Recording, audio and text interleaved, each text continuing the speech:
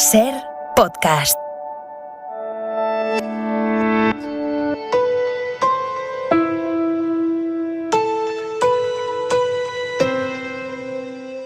Si ustedes son de escuchar la radio con el aire acondicionado puesto, pues mucho ojo, porque mañana va a ser el día con la luz más cara de toda la historia de España. El precio medio de la electricidad sigue disparado, ha pulverizado un nuevo récord. Esta noche en Hora 25 vamos a analizar las causas, muchos de ustedes se van a llevar las manos a la cabeza, pero antes, a esta hora, la noticia está en el Ministerio de Sanidad, porque el Gobierno insiste en que no hacen falta más restricciones ni nuevos marcos jurídicos, a pesar de que solo esta tarde hemos asistido a 2 ejemplos de las consecuencias que tiene el hecho de que cada comunidad vaya por su cuenta tomando decisiones y muchas veces enfrentándose a los jueces de su territorio. Por ejemplo, en Navarra, la justicia impide el toque de queda que la propia justicia sí ha avalado en otros territorios. O en Baleares, esto ha pasado ahora mismo, una jueza ha imputado por secuestro a la directora general de salud por haber confinado en un hotel de Palma a los estudiantes que se contagiaron o que fueron contacto estrecho de positivos durante el macrobrote de principios de verano. Al final, imputada la directora general que ordenó el confinamiento, imputada por retención ilegal. Varias comunidades están pidiendo al gobierno nuevas restricciones conjuntas, un marco en el que amparar esas restricciones. Sanidad insiste en que no. Mariola Lourido, buenas tardes. Buenas tardes, Aymar. Y Sanidad no va a dar más marcha atrás tampoco en el tema de las mascarillas. Espera tener mañana los apoyos suficientes en el Congreso para que se ratifique el decreto que flexibiliza la mascarilla al aire libre, un decreto que va a defender la ministra Darea. Las mascarillas siguen siendo obligatorias en nuestro país y solo en supuestos muy concretos y muy determinados dejan de serlo. Esto es, al exterior, pero no siempre al exterior. Al exterior cuando se puedan mantener la distancia de 1,5 metros, si no, son obligatorias. Por tanto, es verdad que hemos visto muchas imágenes que no nos gustan, y a esta ministra tampoco. Pero no es una cuestión de la norma, es una cuestión del cumplimiento de la norma. 3 comunidades, País Vasco, Madrid y Andalucía, pidieron expresamente en el Consejo Interterritorial que mañana no se votase este punto en el Pleno del Congreso. El gobierno de Urkullu, que ha tenido bastante protagonismo, pidió también que se tomen medidas comunes para todas las comunidades con el fin de evitar este mapa tan diferente de restricciones entre todos los territorios. Una reivindicación que apoyó también Galicia, según fuentes cercanas a la reunión del Consejo Interterritorial celebrado esta tarde. Quizá el diagnóstico más autocrítico sobre este ir y venir de restricciones que se aplican, después se quitan, después se vuelven a aplicar. Quizá el diagnóstico más autocrítico lo haya hecho hoy el vicepresidente de Castilla y León, Francisco Igea. ¿Qué nos ha pasado? En 16 meses, cada vez que se acercaba un periodo vacacional, cada vez que se acercaba un periodo de estos, nos ha pasado exactamente lo mismo. Que la gente a veces nos mira y nos dice, ustedes son idiotas. Sí, yo tengo que admitirlo, sí. Porque las medidas que tomamos, las medidas que toma el gobierno, las medidas que se toman, lo provocan. Esta noche vamos a entrevistar en Hora 25 al presidente del Tribunal Constitucional, Juan José González Rivas, que votó en contra de la sentencia del propio tribunal que él preside sobre el estado de alarma. Discrepa el presidente de la opinión mayoritaria del tribunal sobre la inconstitucionalidad del estado de alarma para el confinamiento del año pasado. González Rivas esta noche en la cadena SER. Y precisamente el Constitucional es uno de los órganos que siguen sin renovarse, bloqueados por la falta de cooperación parlamentaria del Partido Popular. Hoy, la Comisión Europea ha pedido explícitamente a España que renueve el Consejo General del Poder Judicial y que lo renueve ya. En declaraciones a la cadena SER lo ha planteado el responsable de Justicia de la Comisión Europea, Didier Reynders. Griselda Pastor, tú has hablado con él. Buenas tardes. Hola, muy buenas tardes. Sí, después de la presentación del informe sobre derechos fundamentales, y Reynders es muy claro. Espero que no tendremos que ir repitiendo cada año la misma demanda. Hay que renovar el Consejo y aprobar la reforma, y de verdad que quiero y pido que los grupos políticos españoles sean capaces de ponerse de acuerdo, nos ha asegurado, insistiendo en que no es un tema de ponerse nervioso. Hay otros países que tienen reformas similares en marcha, pues Italia o Luxemburgo, y en Bruselas tienen paciencia, pero no tanta. Es decir que si no hay acuerdo, a la larga España terminará ante el Tribunal Europeo de Luxemburgo. Previsión del tiempo para las próximas horas. Luis Pérez, buenas tardes. Buenas tardes. Todavía hasta medianoche aproximadamente tendremos algunas tormentas en el nordeste del país, especialmente en el norte de Cataluña y en Aragón, de forma localizada, eso sí. En el resto del país nos espera una noche de insomnio, mucho bochorno, sobre todo en el sur peninsular, también cerca del Mediterráneo, y con algunas nubes que sí que se van a formar a Barlovento de Canarias, en la costa gallega y en el Cantábrico. En esas zonas también habrá nubes mañana por la mañana. Y algunas tormentas que el miércoles por la tarde se volverán a reproducir en la Ibérica Turolense y en el Pirineo catalán. Mañana hará más calor que hoy, ya rozando los 40 grados en el Guadalquivir, el Tajo, el Guadiana y el Ebro, y en las costas mucho bochorno, al igual que en Canarias. Hay Media Deportes en hora 25. Jesús Gallego, muy buenas tardes. Buenas tardes, estamos a horas del comienzo oficial de los Juegos Olímpicos y los positivos por COVID en la familia olímpica han subido a 72. El director ejecutivo del comité organizador ha declarado esta mañana que no se puede descartar un aplazamiento o suspensión si hay un repunte incontrolado de casos entre los atletas. Y en fútbol, Griezmann ha vuelto esta tarde a entrenar con el Barça sin saber si seguirá en el equipo azulgrana, y el Madrid anuncia la presentación oficial mañana de David Alaba, el único fichaje de los blancos este verano. Y antes de cerrar esta portada de hora 25, una noticia que acabamos de conocer en el Hospital Isabel Zendal, la joya de la corona de la gestión de Isabel Díaz Ayuso, el hospital que era la envidia de medio mundo según la Comunidad de Madrid. Bueno, esta tarde ha sufrido un apagón eléctrico severo. Javier Bañuelos, última hora. Sí, buenas tardes. Ha sido un apagón importante, Aimar. Parte del hospital se ha quedado sin luz, según ha podido confirmar Radio Madrid. En concreto, durante 30 minutos, entre las 7 y las 7 y media de esta tarde, durante el tiempo que ha durado ese apagón, se ha formado una cola enorme de personas a la espera de recibir su vacuna, aunque la Consejería de Sanidad asegura que en ningún momento se ha interrumpido la vacunación porque se han recogido los datos a mano, es decir, se han registrado en libretas y después se volcarán al sistema informático. Ese corte de luz no ha afectado al área de pacientes porque los equipos alternativos han dado soporte para el funcionamiento del hospital y por ahora, Aimar, la Consejería de Sanidad desconoce el origen de este corte de luz. Javier Bañuelos, gracias, buenas tardes. Buenas tardes.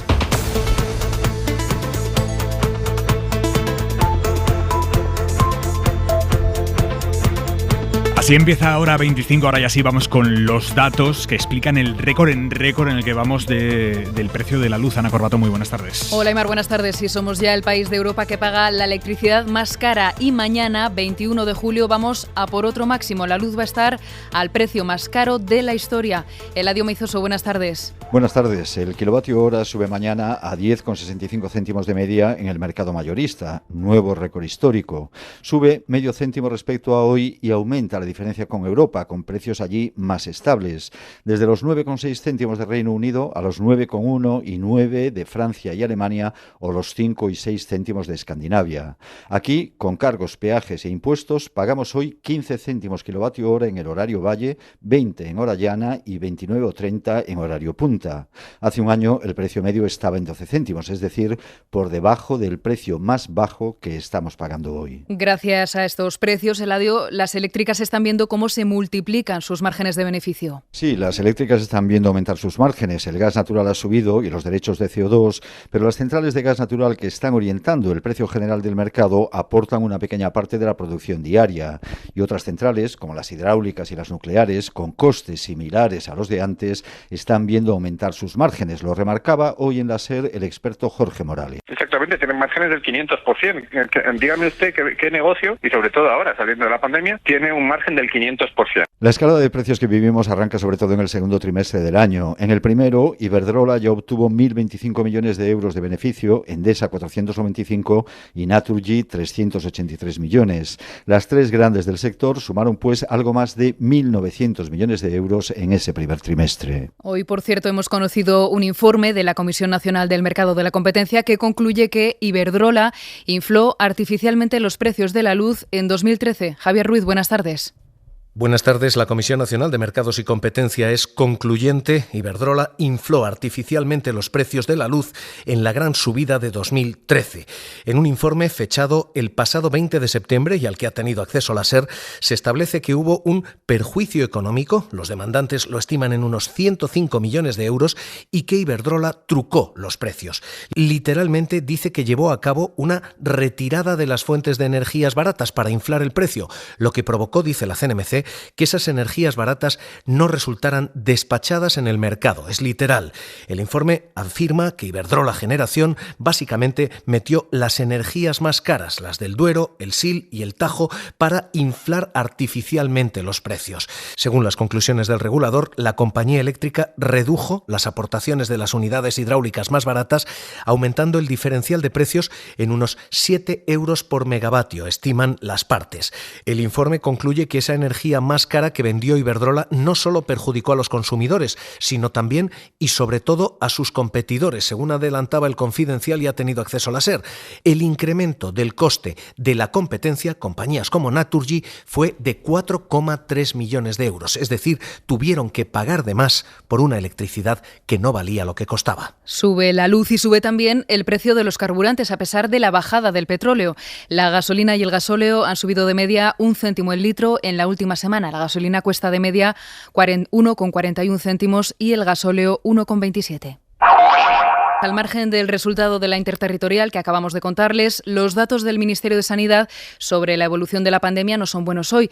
Siguen los contagios al alza y la incidencia acumulada supera ya los 622 casos por cada 100.000 habitantes. Nicolás Castellano, buenas tardes. ¿Qué tal? Buenas tardes, Ana. Sí, Sanidad notifica más de 27.000 contagios, de los que 16.400 se corresponden a las últimas 24 horas. Con esto la incidencia sube esos 22 puntos hasta los 622 casos por cada 100.000 habitantes a 14 días.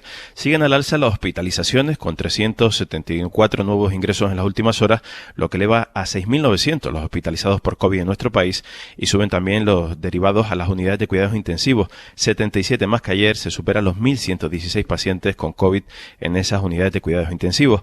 En todo caso, la ministra Darias ha querido subrayar esta tarde que solo el 5% de esos nuevos contagios de las últimas 5 semanas tenían la pauta completa de vacunación, y añadía: entra dentro, digamos, del margen de eficacia de escape, de eficacia vacunal, en torno al 10-11% con una pauta, y más del 80%, 83%, quiero recordar, no habían recibido la vacuna. Por tanto, nosotros estamos viendo que debemos la pauta, la estrategia de vacunación que ha seguido España, la quiero remarcar bien, porque España desde el principio hemos ido a la pauta completa de vacunación. En todo caso, Sanidad notifica que el número total de casos confirmados con PCR positivo en España supera ya los 4.189.000. Y además hoy tenemos la cifra más baja de vacunados desde mediados de junio, cuando empezamos a recibir más dosis de las vacunas. Sí, 480.000 vacunas en las últimas 24 horas. Como señalas, es la cifra más baja de dosis inoculadas en un día desde mediados del mes de junio. Además, un total de 24.344.000 residentes en nuestro país han recibido ya la pauta completa, 2.000 más que en el día de ayer. Esto supone el 51.3%, sigue al alza esa población española totalmente inmunizada, y un total de 29.697.000 han recibido al menos una dosis, el 62.6% de los españoles. En la última semana, Ana, según Sanidad, se han inoculado en nuestro país 3.400.000 vacunas. Gracias, Nico. Hoy la ministra portavoz ha insistido en que las comunidades tienen medidas suficientes para afrontar el avance de la pandemia. Isabel Rodríguez. Creemos que hay margen por parte de las comunidades autónomas, algunas de ellas lo están haciendo con mucho éxito, para avanzar en este tipo de medidas de contención de los contagios, en las competencias de las comunidades autónomas, y por tanto ese es el marco en el que nosotros creemos que debemos de movernos. Un juez investiga por detención ilegal al alto cargo del gobierno de Armengol, que confinó a los estudiantes en un hotel COVID tras el megabrote de Mallorca. Lucía Bórquez. El juzgado de instrucción número 12 de Palma ha citado a declarar a la directora general de Salud Pública, María Antonia Font, para el próximo 7 de septiembre. Font está siendo investigada tras la querella presentada por presunta detención ilegal por la madre de uno de los jóvenes que fueron confinados en un hotel de la capital balear tras dar positivo en coronavirus durante un viaje de fin de curso. La directora general fue quien firmó la resolución por la que se ordenó el confinamiento forzoso de más de 150 jóvenes en el Hotel Palma Beiber. La decisión fue anulada posteriormente por un juzgado de lo contencioso que consideró que el Gobierno balear no había fundamentado suficientemente la decisión y no había detallado qué jóvenes eran contactos estrechos de los positivos. La jueza ordenó el confinamiento de los positivos, pero dejó que los que dieron negativo regresaran a sus comunidades de origen. Y un juzgado de Madrid ha anulado la primera multa a una joven que incumplió las medidas de la pandemia. Es la primera sanción que se anula tras tumbar el Tribunal Constitucional el estado de alarma. Cristina Machado. Durante el estado de alarma, el Ayuntamiento de Madrid puso una multa de 600 euros a una chica menor de edad por incumplir las restricciones. Ella recurrió la sanción y ahora el juzgado le da la razón basándose en la sentencia del Constitucional que declara nulo aquel estado de alarma. Aunque la sentencia del Constitucional no aclaraba qué efectos jurídicos tiene, el juez que ha anulado la multa explica en el auto que ahora están obligados a resolver cualquier proceso sin aplicar la ley que ha sido declarada inconstitucional y deben hacerlo además con carácter retroactivo. Por lo tanto, la multa ya no se ajusta al derecho y debe ser anulada. Y un asunto más sobre la pandemia. Un nuevo estudio de la Universidad Autónoma de Barcelona y Comisiones Obreras muestra que los niveles de angustia por la pérdida de trabajo, la mala salud mental y el consumo de tranquilizantes siguen en los niveles altos que se detectaron durante la primera ola de la pandemia. Rafa Bernardo. La nueva encuesta, elaborada entre abril y mayo con la participación de más de 25.000 trabajadores, muestra niveles muy similares a los de mayo de 2020. Como entonces, casi 1 de cada 4 trabajadores consumía tranquilizantes y un 17% analgésicos opioides, con cifras más elevadas en ciertas ocupaciones como auxiliares sociosanitarios a domicilio o trabajadores de residencias de mayores. En los mismos niveles que hace un año sigue también la angustia por perder el puesto de trabajo. Unai Sordo, Comisiones. No nos podemos acostumbrar en España a que prácticamente 1 de cada 2 trabajadores y trabajadoras encuestadas manifieste temor de no encontrar un puesto de trabajo si pierde el que actualmente tiene. Algo más del 40% teme perder el puesto de trabajo. Sigue también en niveles de mediados de 2020 el total de trabajadores que desarrollan su labor en condiciones de alta tensión, casi el 46%, y aumenta la percepción de un empeoramiento de la salud durante la pandemia hasta un 52,7% y el riesgo de mala salud mental hasta el 60,6%. Hoy, por cierto, el Consejo de Ministros ha aprobado el decreto para que se puedan vender en las farmacias los test de antígenos. Se venderán sin receta y costarán entre 6 y 10 euros. El Gobierno exhumará los restos de Primo de Rivera del Valle de los Caídos. Es una de las consecuencias de la nueva Ley de Memoria Democrática que condena el golpe de Estado del 36. Tiene ya el visto bueno del Consejo de Ministros y ahora inicia su tramitación parlamentaria. Adela Molina. La nueva Ley de Memoria Democrática tiene entre sus objetivos el reconocimiento de las víctimas y la recuperación, salvaguarda y difusión de los valores democráticos. Para eso se plantean medidas concretas, como que sea el Estado quien asuma la responsabilidad de la búsqueda de desaparecidos. Entre 20.000 y 25.000 personas estima el Gobierno que siguen en fosas. La creación de una fiscalía específica para investigar violaciones de los derechos humanos, la anulación de las sentencias de los tribunales de excepción franquista, la extinción de las fundaciones que hagan apología de la dictadura o la resignificación del Valle de los Caídos, que supondrá, entre otras medidas, trasladar los restos de Primo de Rivera del altar mayor a un lugar no preeminente. Félix Bolaños es ministro de la Presidencia y Memoria Democrática. La ley establece que nadie puede estar en un lugar preeminente, que los únicos restos que en este momento están en un lugar preeminente son los de José Antonio, que están en el altar mayor de la Basílica. Y en aplicación de la ley, pues habrá que proceder a su sumación. Bolaños espera que durante su tramitación parlamentaria la ley consiga el apoyo de todos los grupos, porque ninguno debería tener problema, ha dicho, en homenajear a las víctimas de una dictadura. El Partido Popular ha salido hoy a desmarcarse de las palabras de ayer del exministro de UCD, Ignacio Camuñas, que dijo que lo del 36 no fue un golpe de Estado. Pablo Casado estaba en ese acto, no le dijo nada y su silencio solo se ha roto hoy con las palabras de la portavoz parlamentaria popular, Cuca Gamarra. Bueno, el presidente del Partido Popular ha sido siempre muy claro y muy rotundo, pero además este partido en el año 2002, con una mayoría absoluta, promovió y respaldó una resolución de esta Cámara que es histórica, que condena la guerra civil y que establece claramente cuál es el marco de lo que pasó en ese momento en España. Y en esa resolución es la que el Partido Popular respaldó en su momento y de la que no se ha movido ni un ápice desde entonces. Otro de los asuntos que se ha resuelto hoy en el Consejo de Ministros es el nombramiento del núcleo duro del presidente, que hoy está viajando a Estados Unidos para una gira de 3 días sin encuentros políticos, solo visitas con enfoque económico. Las nuevas incorporaciones de Pedro Sánchez mantienen el mismo patrón, dirigentes del PSOE y hombres. Inma Carretero. La nueva Moncloa está ya definida. Hoy el Consejo de Ministros ha resuelto la renovación de la Guardia Pretoriana del presidente, que ha tirado de cantera socialista y de nombramientos masculinos en los niveles superiores: subsecretarios, secretarios de Estado de Relaciones con las Cortes y Comunicación, secretario general de la Presidencia. Todos son hombres. Solo hay una mujer como adjunta al director de gabinete, que va a ser la expresidenta de Patrimonio Nacional, Llanos Castellanos. Se ha producido una gran renovación en el entorno de Sánchez, que se ha visualizado ya hoy en de la sala de prensa. Allí estaba ya el nuevo secretario de Estado de Comunicación, Francesc Vallès, caras nuevas en esa rueda de prensa, pero con argumentos conocidos. Hoy hace 959 días que está bloqueado el Consejo General del Poder Judicial. No lo podemos hacer solos y, por tanto, necesitamos al principal partido de la oposición, al que le tendemos la mano para que mañana se siente con el Gobierno. Félix Bolaños se ha estrenado con uno de los asuntos que dejó pendiente como negociador en la sombra. Su intención es retomar esta semana el diálogo con el Partido Popular ya como ministro de la Presidencia. Y el PSOE negocia con sus socios en el Gobierno y en el Parlamento los votos necesarios para convalidar 3 decretos importantes mañana, en el último pleno del Congreso antes del verano. El más consensuado supondrá la rebaja del IVA en el recibo de la luz. Otro de los decretos es para la retirada de las mascarillas en el exterior.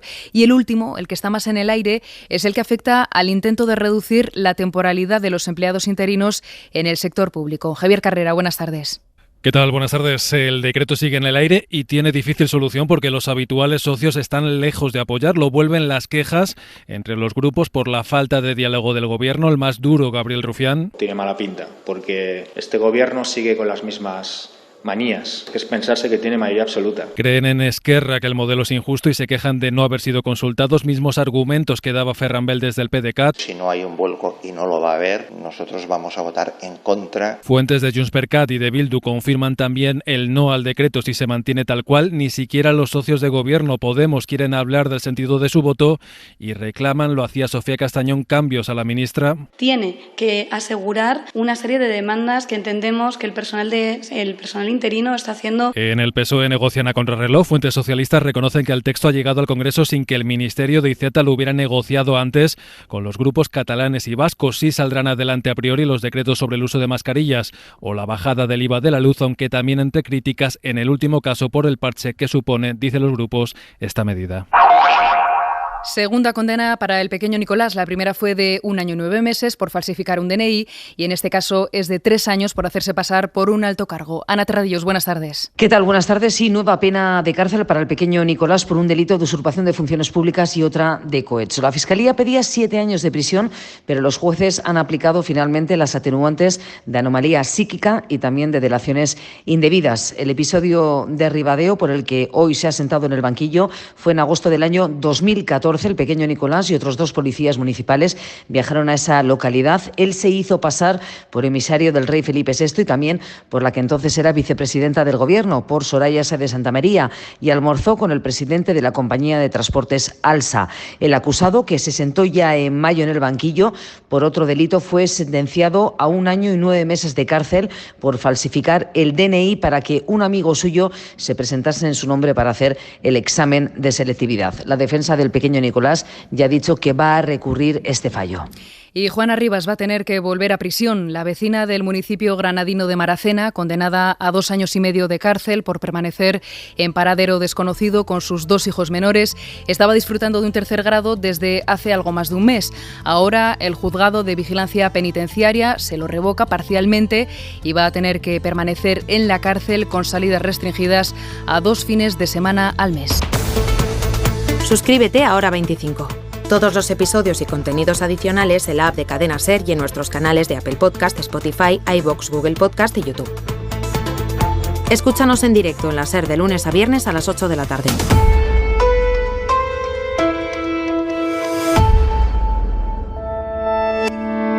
Cadena SER.